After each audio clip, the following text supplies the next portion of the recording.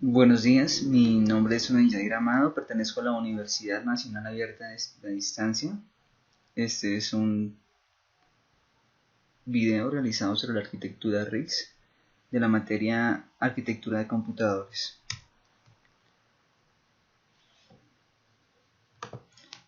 Podemos iniciar primero con una breve historia. Para hablar de la historia, hablemos primero en qué se inspiró la creación de este tipo de arquitectura RICS. Lo primero, para hablar de lo que originó este tipo de arquitectura, fue que había un deseo ferviente por aumentar el rendimiento de la CPU. Era necesario hacer esto de manera pronta, porque se creaban diferentes artilugios para hacer que la CPU fuera más rápida. Entre ellos ya se manejaba lo que era el SIX, que eran instrucciones de complejidad y un poco extensas, con el deseo de hacer que la CPU fuera más rápida, y otros tipos de implementaciones, pero los programas por su naturaleza secuencial no aprovechaban totalmente todas estas facultades que se creaban en los diseños de las arquitecturas. Esto lo demostró Andrew Tannebaum, que se encargó de mostrar que los procesadores estaban, como por decirlo así, no se estaban usando en su totalidad, había mucho desperdicio de facultades. Pero hablar de personas que originaron RISC, aunque hay unas que son más importantes que otras, también se puede hablar de que hubieron dos maestros, en especial David Patterson y John Hennessy, uno de la Universidad de Berkeley, que estuvieron trabajando con lo que fue tipos de procesamiento, o sea, de los RISC, con el RISC 1 y el RISC 2. Pero fue realmente en 1975 cuando IBM desarrolló el primer RISC de la historia, y eso lo hizo a través de John Cook. Este primer procesador RISC se conoció como IBM 801. Hay características fundamentales dentro de la arquitectura RISC, pero empecemos con la básica y como la primera y fundamental, que considero yo es su acrónimo. Su acrónimo dice que es instrucciones simples y reducidas. Eso es fundamental en RISC, y eso es lo que busca, que las instrucciones sean reducidas y sean simples para el desarrollo para la implementación dentro de la CPU. Esto haría que fuera más rápida y fuera más útil, más práctica. Pero también hay otro tipo de características, entre ellas que RISC no usa microcódigo, y otra cosa es que utiliza el modelo de instrucción load store. Estos son instrucciones de carga e instrucciones de almacenamiento, pero este tipo de instrucciones son las únicas que se realizan en memoria. Las demás se realizan en otros registros que son amplios dentro de la estructura de la arquitectura RISC. Otra cosa que es clave señalar de esta facultad que tiene del modelo de instrucciones load store es que simplifica el direccionamiento y acorta los tiempos de los ciclos en la CPU.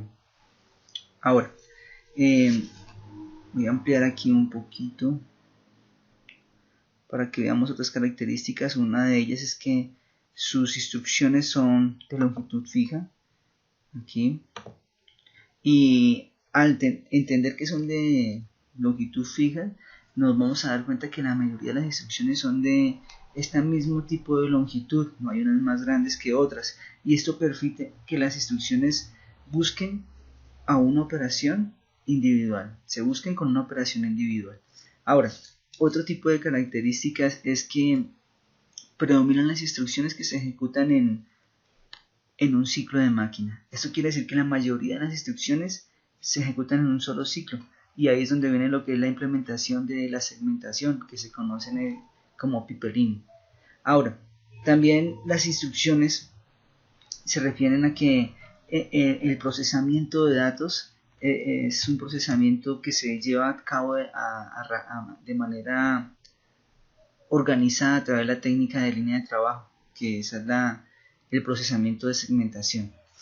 Ahora, veamos también otra característica de este tipo de arquitectura, es que estas arquitecturas no son destructivas. ¿Cómo así que no son destructivas? Pues cuando analizamos la parte de la arquitectura SIX, nos damos cuenta que solo tiene dos registros. Como tiene dos registros, en su proceso sobrescribe, por decirlo, destruye los registros.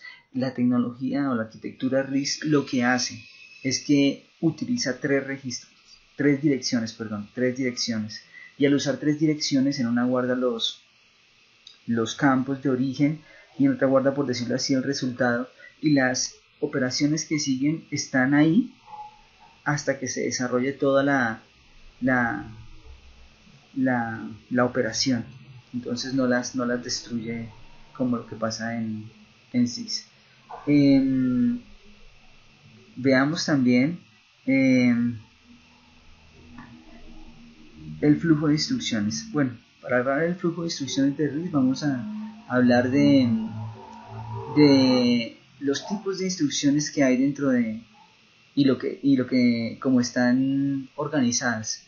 Entonces, hablemos de las instrucciones que son para, ampliémoslo acá un poquito para que se vea que son las instrucciones que se encargan de la transferencia de datos, otras que son instrucciones que se encargan para la parte aritmética, otras que son las instrucciones para la parte lógica, las de control, las de desplazamientos y las dedicadas a los bits.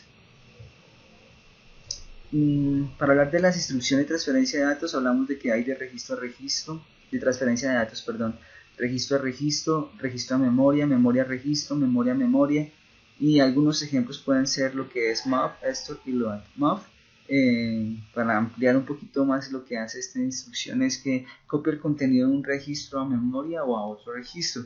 En las instrucciones aritméticas pues hablaremos de lo que es la suma, la resta, la multiplicación, la suma con acarreo, la resta con adeudado anterior, el incremento en 1, el decremento en 1, y así hay otras más. En la lógica pues hablaremos de lo que es el ilógico, el o inclusive, el o exclusivo, la negación, etc. En las instrucciones de control, pues aquí lo que hacemos, pues cabe resaltar los llamados subrutinas, el salto incondicional, el salto condicional y las instrucciones que nos sirven para gestionar las interrupciones. Esto lo podemos recordar en el video que hablamos sobre la programación en Assembler. También encontramos las instrucciones de desplazamiento. Aquí se colocó un gráfico y ahí podemos hallar, entre otras, solamente cité dos, lo que es la instrucción chip y la instrucción rotate. Chip para desplazamiento aritmético lógico y rotate para rotación con o sin acarreo. Las instrucciones de bits, pues podemos hacer un test de bit que se conoce como bit test. Lo que hace es comprobar un bit, el bit clear, que comprueba el bit y lo pone a 0, y el bit hace algo parecido, comprueba el bit pero no lo pone a 0 sino lo pone en 1. Los tipos de procesadores RISC. Voy a citar aquí como tipo de procesador, podríamos hablar de familias. Voy a citar las familias más importantes de los procesadores RISC. Hablar de la primera, de la primera entre comillas, no digamos la primera dentro del trabajo, la familia PowerPC. Esta familia de procesadores fue utilizada hasta el año 2006 y estaba implementada en los computadores Apple, los Macintosh, y también se implementó en varios modelos de IBM, pero todo esto hasta el 2006. Esta familia fue producida por Freescale Semiconductor y también por IBM, pero fue desarrollada por Motorola, por IBM y por Apple. El DEC Alpha. Este procesador es bien especial porque para el 2003 este computador, fue catalogado como el más rápido dentro de Estados Unidos. Y esto era prácticamente decir que era uno de los más rápidos a nivel global. Ahora, su arquitectura era registro y fue producido por DEC. Los procesadores MIPS. Estos procesadores MIPS fueron como los predecesores de los que fueron los procesadores DEC Alpha. Le sirvió dio un gran avance para el desarrollo de esos procesadores DEC Alpha. Estos procesadores RISC fueron usados en consolas, en varios tipos de elementos electrónicos, pero cabe resaltar que fue usado en el Nintendo 64 y fue desarrollado por MIPS Technologies. Los procesadores de la familia ARM, ARM Holdings, fueron desarrollados por ARM Holdings. Se utilizan generalmente en la electrónica de consumo, en las tabletas, en los teléfonos inteligentes, en las videoconsolas, en los portátiles. Y ellos son utilizados en esto porque son ideales para aplicaciones de baja potencia. Los tipos de procesadores Spark fueron desarrollados por Sun Microsystems y son usados generalmente en los servidores. Y hay que resaltar que esta fue la primera arquitectura RISC abierta.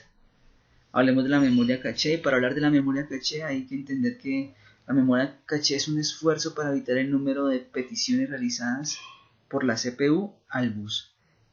También pues es clave decir que las memorias caché son pequeñas, son rápidas, pero son costosas. Entonces hay que debía encontrarse el equilibrio para que la máquina fuera eficiente, pero no fuera tan costosa. Las funciones caché, la memoria caché funciona como una compresa entre la CPU y la memoria para mantener los datos e instrucciones a la mano. Esta funciona con el principio de localidad. Esto quiere decir que tiene las instrucciones y los datos se desarrollan que siguen, están inmediatamente a continuación para tenerlo a la mano, para usarlos por el procesador.